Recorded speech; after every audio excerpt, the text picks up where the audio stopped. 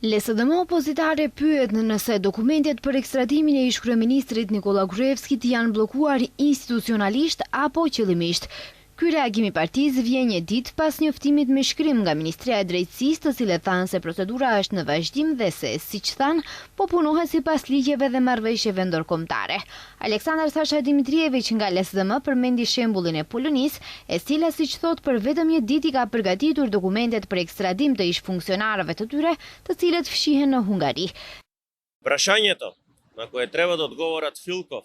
Pyetja që Fillkov dhe Ministria e Drejtësisë duhet i përgjigjen është e thjeshtë dhe e qartë. Ai ka dërguar dokumentet për ekstradim të Nikola Gruevskit apo jo? Në vend që t'i përgjigjen kësaj pyetje themelore, ata fshihen pas frazave burokratike. Ata thonë se po plotësojnë dokumentacionin, nuk mund të plotësojnë dokumentacionin për një muaj. LSDM këmbgul që Ministria e Drejtësisë të tregojë se pse kanë ngecur procedurat për ekstradimin e Gruevskit. Владата на Мицковски не превзема ништо. Është e dukshme që Mickovski, Fillkov dhe qeveria e tyre nuk duan ta kthejnë Gruevskin, ata me vetëdije po e mbrojnë atë. Në vend të procedurave institucionale për ekstradim, shohim një mbrojtje institucionale të kriminalit Gruevski. Qytetarët meritojnë përgjigje të qartë përse dokumentet kanë ngecur në Ministrinë e Drejtësisë dhe nuk janë dërguar.